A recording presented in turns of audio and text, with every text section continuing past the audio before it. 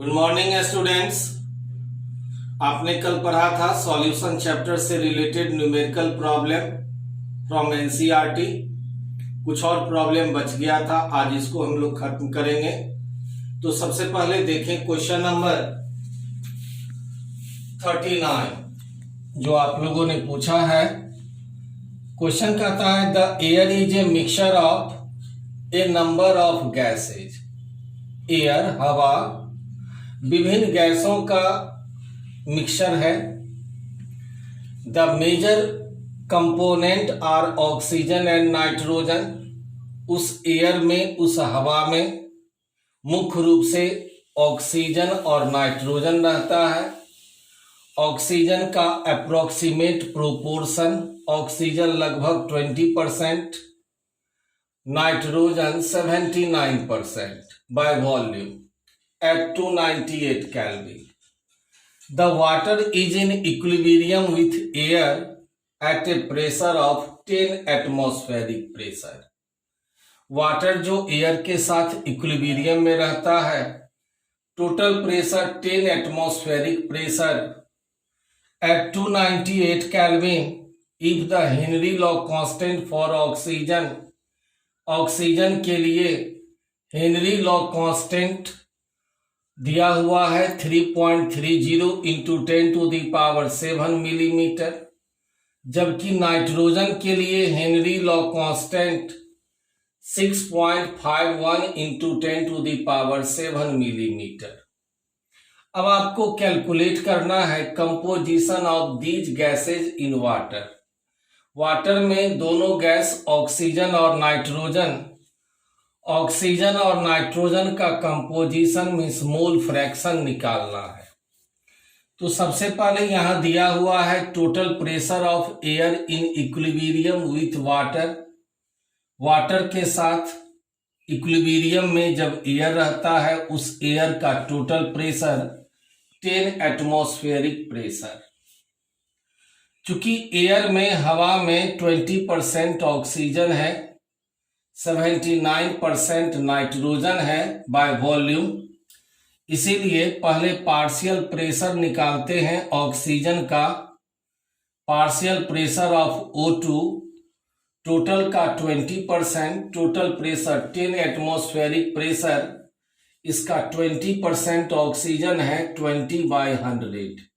ये 0 कैंसिल हो गया, बच गया 2 एटमॉस्फेरिक प्रेशर। अब यह जो 2 एटमॉस्फेरिक प्रेशर है, इसको आप मिलीमीटर में कन्वर्ट कर लीजिए। चूंकि हेनरी लॉ कांस्टेंट मिलीमीटर में है, आपने पढ़ा था 1 atmospheric pressure equal to 760 millimetre, इसलिए 2 atmospheric pressure equal to 2 into 760 millimetre. दोनों को गुना कर दीजिए, 1520 मिलीमीटर।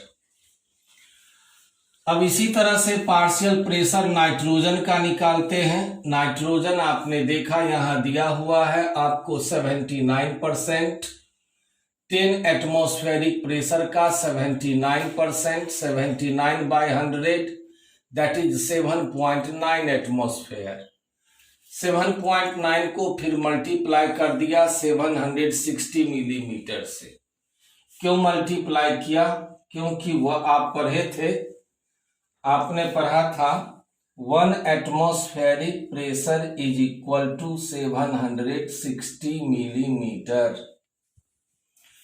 दोनों को मल्टीप्लाई किया, दोनों को गुना किया, 6004 मिलीमीटर आया।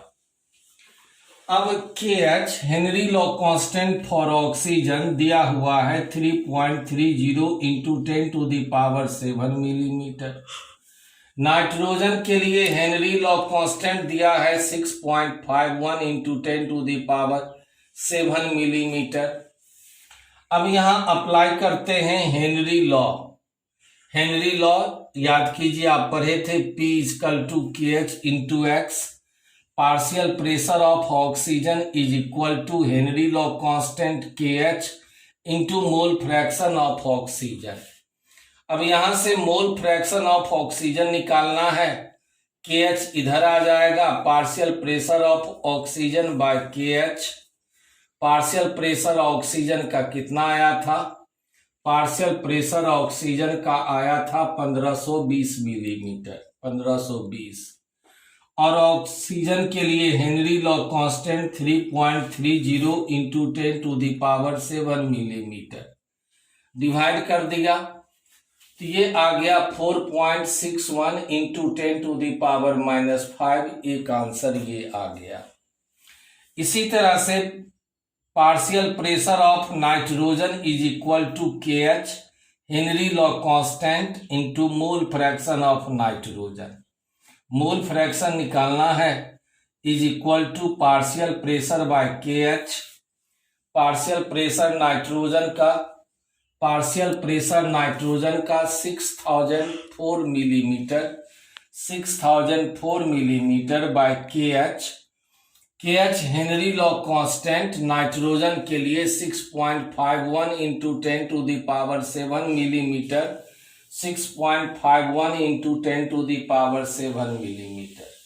डिवाइड कर दीजिए तो ये आ गया 9.22 इंटू 10⁻⁻5।